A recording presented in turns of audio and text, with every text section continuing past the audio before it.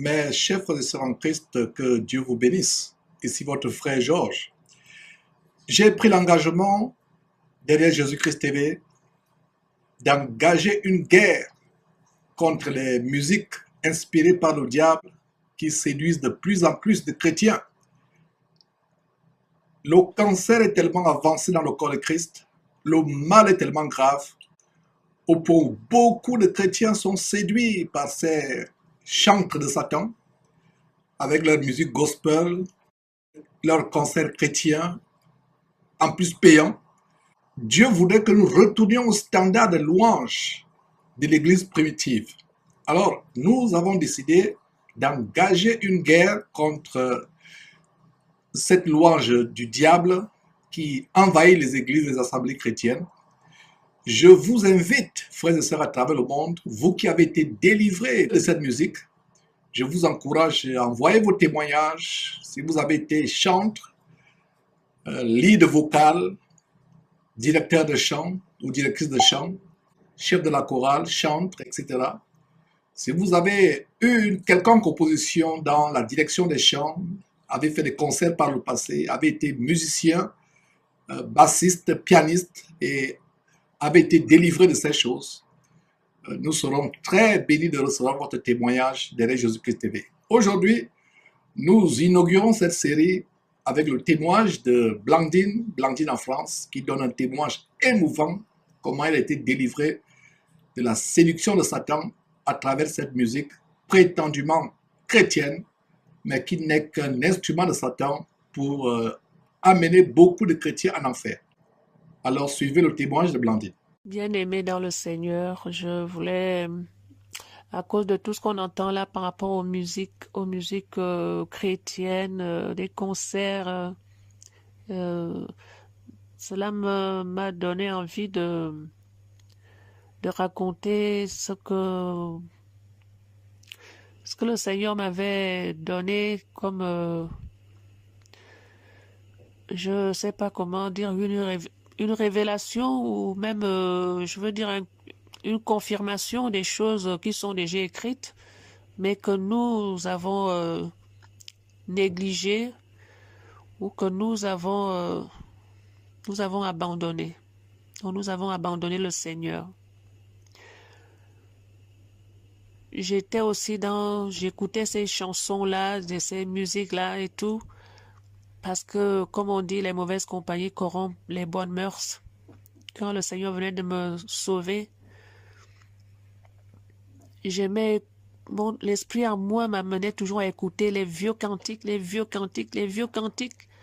Et pourtant, quand on sort du monde, on a, on aimerait, ça m'aurait fait bien plaisir d'écouter des musiques, des, des instruments, les batteries, les pianos, toutes ces musiques-là, qui m'auraient rappelé un peu d'où je venais. Mais au contraire, non. Mon esprit rejetait. Et j'aimais que les anciens cantiques, les ailes de la foi, les ailes de la foi, c'était ça qui me réjouissait, qui me berçait, qui était en moi, qui me donnait la joie, qui me donnait la paix. Et je louais mon Dieu avec ça, ces chants-là, ces hymnes de ces cantiques-là. Je priais, quand je priais, j'adorais mon Dieu qu'avec ces cantiques-là. Jusqu'au jour où j'ai commencé à rencontrer les frères chrétiens, les sœurs en Christ, dans les églises où j'avais commencé à fréquenter. C'est là où j'ai découvert qu'il n'y avait pas que les ailes de la foi, il y avait d'autres musiques chrétiennes avec lesquelles on adorait Dieu. Et je disais aux bien-aimés, mais ça, c'est pas des musiques, ça, c'est pas je disais, ça, c'est pas des cantiques, ça. C'est pas des chansons ou des louanges pour Dieu, ça. On me disait, oui, c'est pour Dieu. Non, tu connais pas, tu sais, parce que tu ne connais pas. Je dis, mais ça me rappelle trop le monde. Les musiques, les instruments sont trop comme si c'était en boîte de nuit. C'est pas de Dieu, ça. Je disais ça, mais innocemment, puisque je n'avais même pas la connaissance de tout ce qu'on sait maintenant aujourd'hui. Et je vous parle là, c'était en 2008 quand le Seigneur m'avait sauvé. Et j'ai commencé à rejeter ces musiques-là. J'ai dit non, c'est pas de Dieu, c'est pas de Dieu. On peut pas adorer Dieu avec ces chansons-là. Oui, non, tu ne sais pas, c'est comme ça. Non, non, c'est la louange, hein, oui, c'est l'adoration. Hein. Tu ne connais pas seulement. Non, non, mais tu vas voir, regarde, oui. À force aussi, moi aussi, j'ai commencé à fréquenter ces assemblées-là.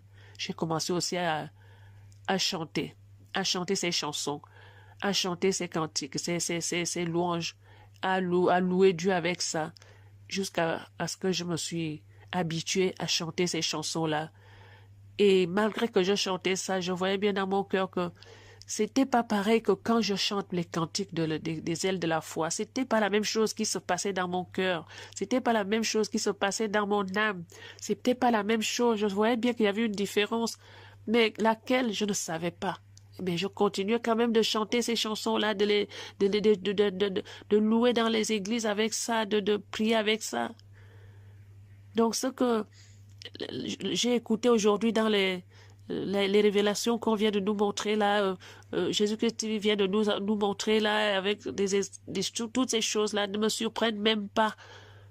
Mais il me manquait des mots, je ne savais pas ce que c'était, pourquoi c'était différent de quand je chantais ces chansons-là et quand je chantais les hymnes de la foi, les hymnes les ailes de la foi, les cantiques, les vieux cantiques là, ça ne faisait pas pareil dans mon cœur. Je vois bien c'était pas pareil. Et là, je viens de comprendre que c'était vraiment pas de Dieu. C'est pas les chansons que Dieu, on peut pas adorer le Dieu qui est saint, le Dieu saint, tout puissant saint. Quand je lis Apocalypse, mais j'ai en même temps, je ne sais pas comment exprimer ce que je ressens quand je lis Apocalypse. C'est le livre que j'aime le plus. J'aime bien tous les livres dans la Bible. J'aime la parole de Dieu, tout dans son entièreté. Mais je veux dire qu'Apocalypse, pendant que certains disent qu'ils fuient, ils n'aiment pas Apocalypse, ils ont peur de lire Apocalypse parce que ça fait peur. Mais moi, je dis non, Apocalypse, c'est le livre que j'aime le plus parce qu'il me décrit le ciel. Parce que ce livre-là me décrit le ciel. Et ça, quand je lis Apocalypse, je vole. Je n'ai plus les pieds sur terre. J'ai un goût excellent dans mon âme. J'ai envie d'aller tout de suite. J'ai envie d'aller au ciel. Et ça me pousse à me dépouiller encore plus, à me dépouiller, à me séparer, à me sanctifier, parce que je vois comment le ciel est, comment ceux qui sont au ciel. J'aime Apocalypse. J'aime ce livre-là. Je dors avec, quand je dors, je mets Apocalypse, j'écoute Apocalypse. Ça me donne, ça me berce. Je me vois comme si j'étais déjà, voilà. Je me dépouille, ça me donne envie de me dépouiller, de me rapprocher de mon Dieu, de l'aimer plus parce qu'il est saint, il est saint. Donc, c'est pas ce Dieu-là qu'on peut adorer avec ces chansons que j'entends là, avec les musiques, les guitares, je ne dis pas que la guitare est mauvaise, de jouer la guitare, c'est pas mauvais, je ne dis pas ça, ni le piano, mais je dis de la manière que ces instruments, ce mélange-là se fait, c'est trop, non, on ne peut, le Dieu-là qu'on nous présente dans la Bible là, dans l'Apocalypse, comme il est au ciel, comment le ciel, il est trop saint, il est trop pur, une pureté qu'on ne peut pas exprimer. Donc, moi, je me vois mal. Moi, je ne sais pas. On ne peut pas adorer ce Dieu-là avec ces choses qui sont aussi sensationnelles. Une sensation qui frémit la chair, qui fait que la chair ressente les choses dedans. Non, on adore Dieu en esprit et en vérité. Quand tu loues Dieu avec des cantiques, tu vois que tu n'es pas le même que quand tu chantes. C'est l'esprit qui vit en toi, l'esprit qui se réjouit, l'esprit qui s'abreuve, l'esprit qui s'élève, qui s'humilie devant ton Dieu. C'est l'adoration à notre Dieu, le Dieu tout-puissant. Et les chansons qui font frémir la chair là, qui te rappellent les émotions, avec les musiques, avec un certain ton, une voix sensuelle, des instruments qui sont les musiques, ça fait des musiques. Tu as l'impression que quand tu écoutes les musiques, quand tu viens, si on n'a pas mis le nom de Jésus, mais tu crois que c'est une musique qu'on peut danser en boîte de nuit, je ne sais pas quoi, le monde. Mais c'est là que quand tu entends, on met une phrase, un verset biblique ou le nom de Jésus ou le nom de Dieu, tu dis, ah, ça a un rapport avec Dieu. Mais c'est pas possible. Et pourtant, j'ai dansé ça. J'ai chanté ça, mais aujourd'hui, je comprends maintenant pourquoi l'effet là n'était pas pareil que quand ça ne me faisait pas le même effet que quand je chante, mon Dieu, avec des vieux cantiques qui sont pieux là, qui sont vraiment, tu chantes ça, tu sens tu vois que ça a une pureté, une piété, tu sens que c'est Dieu quoi, c'est la pureté de Dieu qui est là. Donc, je voulais encourager vraiment de prier, prions Dieu pour qu'il nous purifie de toutes ces choses, parce qu'on dit la foi vient de ce qu'on entend aussi. Nous, on a entendu ces choses-là, mais c'est pas la bonne foi. Ça nous a plutôt souillés. Donc, prions Dieu qu'il nous débarrasse de ces choses, de ces musiques qu'on a entendues et qui sont restées attachées dans nos âmes, dans nos cœurs, dans nos pensées, et qui sont en nous aujourd'hui difficiles de laisser. Que le Seigneur nous débarrasse de ça, qu'il nous débarrasse de ça. Et je voulais, pour ça, donner un témoignage. Quand j'étais dans une assemblée où je viens de quitter, là-bas, il y a une chorale, il y a les groupes de louanges, il y a des chantes. Et quand on se réunit, c'est une seule chair, une seule sœur qui chante, qui entonne les cantiques. Et tous les autres doivent seulement chanter avec elle dès qu'elle a entonné. C'est le modèle qu'ils ont là-bas, là où je priais. Et je disais, je suis là parce que là, on ne parle pas de vendre, d'acheter, de si, on prêche que Jésus, Jésus. Je reste là. Mais à un moment donné, mon esprit commençait à être dérangé par rapport à ça. Je dis, mais quand je lis la parole de Dieu, on nous dit que quand vous réunissez, que celui qui a un cantique chante, que celui qui a une parole donne, que celui qui a une révélation la donne, une prophétie la donne. Mais là, c'est toujours, il faut qu'il y ait une sœur qui entonne les cantiques et les autres soient seulement là pour répondre. Tout le temps, c'est comme ça. Et il y a un groupe de chorale. On ne peut pas chanter s'il n'y a pas le groupe de chorale qui se lève devant l'église, devant l'assemblée pour chanter. Donc, même moi, de temps en temps, parce que moi, je sais que j'ai lu que si tu as un cantique, tu chantes. Moi, des fois, quand on était dans des petites réunions, des fois, je chantais, mais je voyais que ça dérangeait. C'était pas naturel. Les gens répondaient, mais c'était comme s'ils s'étonnaient, mais qu'est-ce qu'elle a fait? Mais de temps en temps, il m'arrivait d'ouvrir ma bouche, de chanter un cantique qui me vient sur le cœur. Je le chantais. Mais je voyais que la froideur, ça ne prenait pas. Les gens, les bien-aimés n'étaient pas enthousiastes pour chanter le cantique que leur sœur en train d'entonner. Il fallait que c'est la sœur qui chante toujours, qui entonne les cantiques, qui doit entonner. Là, tu sens l'assemblée qui chante. La chorale doit être là pour chanter. Je commençais à dire, mais non, c'est pas normal. C'est pas normal, c'est pas ce qui est écrit. Pourquoi c'est comme ça, Seigneur? Pourquoi c'est comme ça, Seigneur? Quand je viens lire la parole, c'est pas ce que je vois. On fait autrement, alors que c'est écrit autrement. J'ai commencé à demander au Seigneur est-ce que c'est moi qui me trompe ou c'est vraiment comme ça que ça doit se faire dans les assemblées? Je pleurais. Le Seigneur m'a ouvert les yeux pour me montrer que ce n'est pas bien. Ce n'est pas comme ça qu'il a laissé. Son Église a laissé un modèle qu'on doit suivre, on doit se baser sur tout ce qu'on fait. On doit se baser sur ce qui est écrit. Ce qui vient se faire en dehors de ce qui est écrit n'est pas de lui. Jusqu'à ce qu'un jour, il m'a montré un songe où il me montre un chemin. Et je vois comme il me montre un chemin long, un petit chemin fin comme une piste. C'était comme une piste. Et je vois que celui qui me parlait me dit, regarde, ça c'est le chemin de Dieu. Un chemin long, fin, droit, comme si on avait vraiment tracé avec une règle. Droit, mais petit. Et il me montre, regarde, je vois comment une route sort, une autre piste sort de ce chemin-là et fait comme si ça faisait un demi-tour. Ça bifurque. Et il me dit, celui qui me parlait me dit, et regarde, ça c'est le chemin de Dieu. Mais regarde, eux, ils sont sortis du chemin de Dieu. Parce que tous ces jours-là, je priais le Seigneur. Je pleurais. Je dis, Seigneur, comment nous, on peut faire différemment de ce qui est écrit?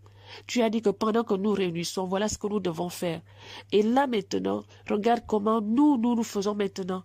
Regarde ce que nous faisons. Si les chorales ne chantent pas, l'assemblée se tait. Et si nous sommes dans un petit groupe, les gens ne peuvent même pas laisser une sœur ou un frère chanter. Il faut toujours qu'il y ait une sœur qui est là, une sœur qui n'est pas ailleurs, autre que celle qui chante déjà dans la chorale. C'est celle-là qu'on désigne pour venir diriger le temps de prière. Le temps de prière, hein, où il y a 5 ou 6 personnes ou 7. Nous sommes peu nombreux, mais il faut qu'il y ait une sœur de l'assemblée qui soit avec nous, une sœur de la chorale qui soit avec nous pour entonner les chants, les cantiques ou les louanges dans le groupe de prière. Jusqu'à ce point-là. C'est-à-dire que la veille, on nous demande quelles sont les chansons, qui veut envoyer les chansons dont nous, la veille ou 2 ou 3 jours avant, on doit choisir les chants que nous voulons chanter le jour de la réunion de prière. On les envoie. Cette sœur-là doit les prendre et commencer à les réviser avec ses sœurs là-bas, ses frères et sœurs de la chorale. Et le jour qu'on se réunit, c'est elle qui vient les entonner. Et nous, on fait seulement que répondre. On répond Alléluia, nanana, mais elle entonne tout du début à la fin. Ça, c'est dans les groupes de prière. Même quand on faisait les zooms, dans les zooms, c'est pareil. C'est elle qui entonne. Nous, on envoie les cantiques la veille. Et elle, ou 2 jours avant, elle là-bas, elle travaille avec le pasteur qui joue à la guitare et les frères, d'autres frères qui jouent au piano. Ça se travaille ensemble.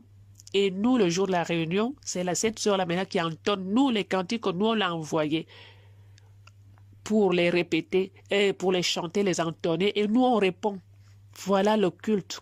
Voilà la manière. Et ça avait commencé à me travailler. Je dis, ce n'est pas possible. Un jour, je dis que, ok, puisqu'on fait comme ça, on nous demande qu'est-ce qu'on veut chanter. J'ai envoyé un chant. C'était les ailes de la foi, j'avais envoyé ça.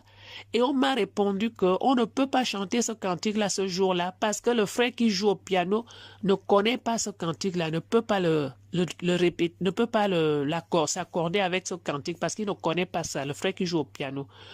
Enfin, la personne qui joue au piano ce jour-là ne pouvait pas jouer ça. Et donc, on n'a pas pu chanter, on m'a répondu ça, qu'on ne peut pas chanter le cantique que tu as choisi. Parce que celui qui joue au piano, ou celle qui joue au piano ce jour-là, ne peut pas jouer au piano, ne connaît pas ce cantique-là. Donc, on ne peut pas. Ça m'avait révolté. J'avais commencé à crier vraiment au Seigneur, d'où c'est là où j'ai commencé vraiment à chercher dans la parole, mais où est-ce qu'on voit ça? Et je les ai répondu en audio. J'ai dit, je n'avais pas vu ça dans la Bible, ce que vous me dites là, qu'on ne peut pas chanter un cantique parce que celui qui joue au piano ne peut pas chanter ce cantique. C'est moi qui veux chanter pour mon Dieu. Pourquoi vous me privez de mon cantique, de ma louange à mon Dieu? Parce que celle qui joue au piano ne peut pas chanter, ne sait pas chanter, ne sait pas jouer le cantique. Et j'ai commencé à pleurer devant le Seigneur que là, c'est grave. Là, vraiment, c'est pas possible. J'ai vu que dans la Bible, on nous dit que celui qui a un cantique chante, celui qui a une parole chante, donne, celui qui a une parole la donne, celui qui a une prophétie la donne. Mais la manière là, où est-ce que vous avez vu ça? C'est comme ça que j'ai répondu dans l'audio, je les ai envoyés. Et j'ai commencé à crier au Seigneur. Et le Seigneur va me montrer, va me dire que ce que nous faisons là aujourd'hui n'est pas de lui. Nous sommes sortis, il m'a montré un songe où on me montrait un long chemin, cette piste-là. Et après, on m'a montré comment l'autre piste est sortie de la petite piste, sortie, paf, et se faire comme une grande courbe, comme ça, faire une piste qui sort de la piste droite là, et paf, ça sort et ça sort, ça prend l'inverse, comme si ça faisait une grande courbe. Et la personne qui me parlait me disait, voici le chemin de Dieu. Et regarde comment eux, ils sont sortis du chemin de Dieu, ils ont pris un autre chemin. Eux ont pris un autre chemin. Ils sont sortis du chemin de Dieu. Et quand je me réveille avec ça, je continue de crier au Seigneur, mais eux là c'est qui? Eux là c'est qui? Et quelques jours après, le Seigneur va encore me dire que mon église a un modèle. Mon église a un modèle. Il y a un modèle dans l'église. Voilà les paroles que le Seigneur m'a données. Mon église a un modèle. De suivre le modèle qui est dans l'église qu'il a bâti. Avec toutes ces paroles-là, j'ai dit, ça, je vais faire comment, Seigneur? Il faut que je garde ça pour moi ou il faut que je parte parler à ton serviteur? celui-là qui est pasteur dans l'assemblée, là où je prie encore là. Et j'ai reçu dans mon cœur de partir. Alors je suis parti voir le pasteur, je l'ai appelé, j'ai pris rendez-vous avec lui. Après le jour du culte, on s'est vus. Nous nous sommes entretenus. Je lui ai raconté toutes ces choses-là par rapport au culte. Et qu'est-ce que le pasteur me dit? Quand je lui cite le verset là où on nous dit que celui qui a une parole, frère, que faites-vous quand vous réunissez? Que celui qui a une parole la donne, celui qui a un cantique chante, celui qui a... Il m'a dit non, c'est pas pour tout le monde, c'est pour les Corinthes. C'était seulement pour les Corinthes que Paul a dit ça. Ça m'a encore brisé le cœur. Ça m'a brisé le cœur. J'ai dit non, pasteur, ce n'est pas pour les Corinthes, c'est pour toute l'église du Seigneur. Il dit non, ce n'est pas pour l'église du Seigneur, tout le monde, c'était seulement pour les Corinthes. Oh, ça m'a renversé le cœur. J'ai dit, tu peux dire ce que tu peux dire, mais moi je sais que la parole là c'est pour toute l'église. C'est comme ça que nous devons faire quand nous réunissons et pas la manière qu'on fait là. Et voilà ce que le Seigneur a dit. Il va me dire, oui, il n'y a pas de modèle sur l'église, il n'y a pas un modèle, le Seigneur ne nous a jamais donné un modèle. Je dis, si, il y a un modèle. Regarde ce que le Seigneur a dit. Ce qu'il nous dit de faire là, c'est un modèle qu'il nous a laissé de faire seulement. Il a repoussé tout ce que je suis venu lui dire. Il a dit non, il a refusé. On n'a même pas lu la Sainte Seine. J'ai dit la manière qu'on fait la Sainte Seine là, c'est pas ce qui est écrit dans la Bible. Il y a des petits gobelets qui sont des petits bouts de gobelets là qu'on achète là, des petits miniatures de gobelets là, ils mettent ça dans un plateau. On ne voit même pas le vin, on ne voit même pas le jus de raisin là, on ne le voit pas. Le jus de vin de raisin rouge là, on ne le voit pas. On voit seulement qu'on nous apporte des petits gobelets avec le vin dedans, avec des miettes de petites galettes dans des assiettes et des petits gobelets de vin là dans un plateau. On ne sait même pas s'ils ont prié, qui a prié, comment ça s'est fait. On nous apporte ça, chacun prend son petit gobelet. J'ai dit, pasteur, où est-ce qu'on a vu ça dans la Bible? C'est pas dans la Bible, ça. Il me dit, oh, ma soeur, il a souri. Il me dit, non, non, non. Ce qui compte, c'est ce qui est dedans. Peu importe dans la manière, quelle forme de verre on le boit, quelle forme de gobelet, c'est quoi. Mais ce qui est dedans, si tu as bu ce qui est dedans, c'est ça, le sang qui reprend le sang du Seigneur. Et il m'a donné ses explications. J'ai dit, je ne crois pas à ce que tu dis là. Je crois à ce que le Seigneur a dit que c'est la coupe qu'on doit boire, tout le monde dans la même coupe. Et on doit prier la coupe devant l'assemblée. Et le pain aussi, on doit le rompre devant tout le monde. Nous tous, on doit manger le même pain. Et c'est ça ce que tu dis là. Moi, je prends ce qui est écrit. Il m'a dit, moi, même si je vais en Afrique, où il n'y a pas le vin de la vigne, là, le fruit de la vigne, et que je trouve le vin de palme, je prendrai le vin de palme pour faire le repas du Seigneur avec. Parce que ce que le Seigneur a dit, c'est ce qu'il faut, c'est ce qui est à l'intérieur, c'est des symboles. C'est des choses. Quand il a parlé du vin de palme, ça m'a encore renversé. J'ai dit non, pasteur. Moi, je te dis, si je suis là ce jour-là, je ne boirai jamais ça. Jamais. Il a ri.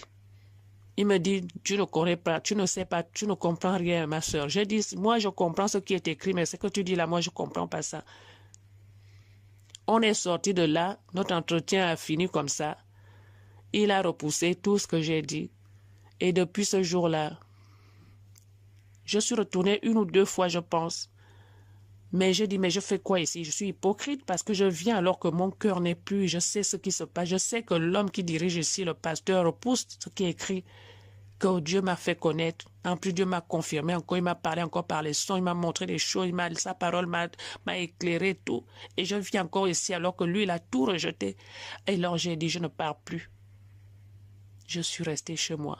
Ça fait depuis quelques mois que je ne pars plus, je suis chez moi. Donc je voulais envoyer ce témoignage-là, de dire aux bien-aimés que aujourd'hui nous sommes vraiment dans, je ne sais pas le terme que je peux dire, ouvrons nos yeux. Le Seigneur nous ouvre déjà les yeux en donnant ces témoignages. Quand nous recevons de tels témoignages, comme par exemple celui que je vous envoie là, ne résistons pas, ne fermons pas nos cœurs, ne disons pas, ah, c'est toi. Comment on peut laisser ce qui est écrit et faire autrement? Le Seigneur dit qu'il a laissé un modèle pour son Église. Tout ce qui est écrit, ce sont les bases que le Seigneur nous a laissées. C'est le modèle qu'il nous a laissé. C'est ça que nous devons pratiquer et ne pas faire autre chose. Même si ça nous paraît bien, ne faisons pas. C'est parce que Dieu a voulu. Dieu n'a pas voulu que ça soit fait comme ça. Il a voulu que ça soit fait comme lui, ce qu'il nous a dit. Marchons selon ce qui est écrit et tenons ferme dans ce qui est écrit. Dépouillons-nous.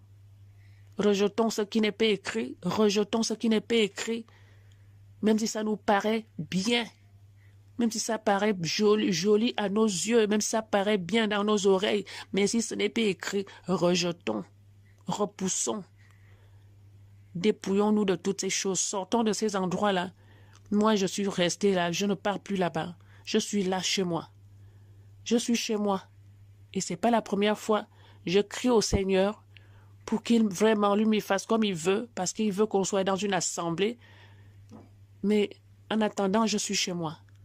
Même quand j'ai entendu qu'il y a une cellule là dans Paris, j'observe, je ne cours pas vite, parce que j'ai déjà vu des choses.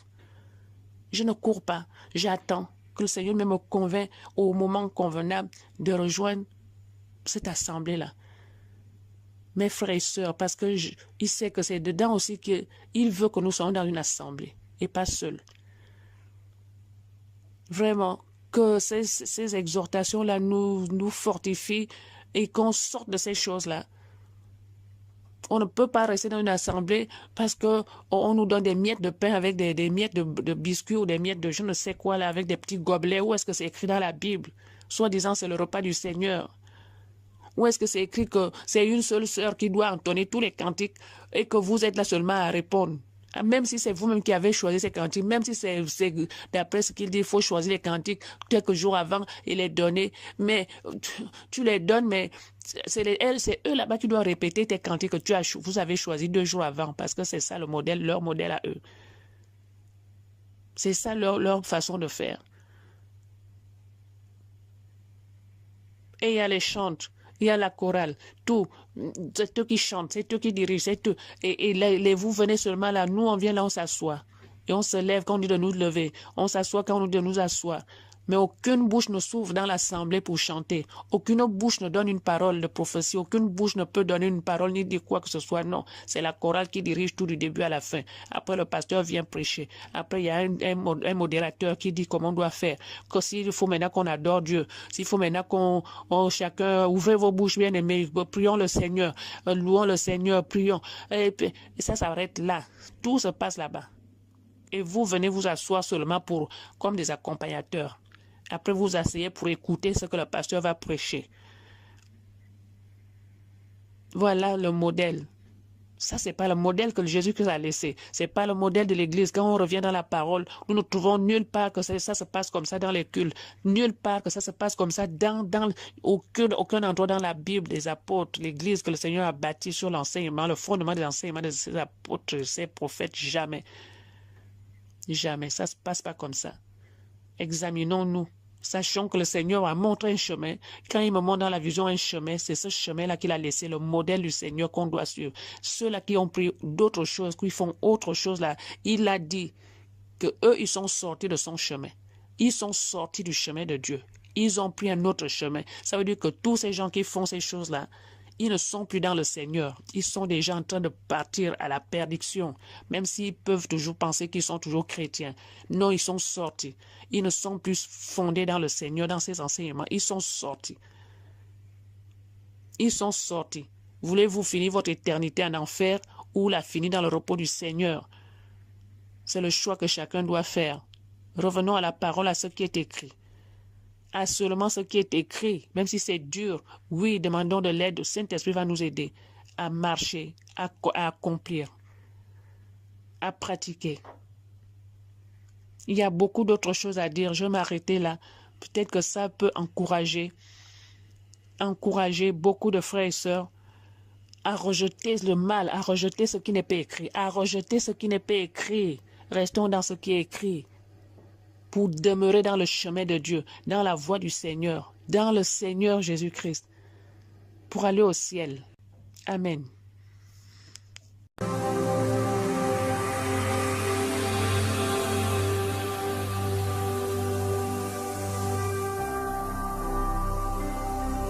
Jésus-Christ TV, vous connaîtrez la vérité et la vérité vous affranchira.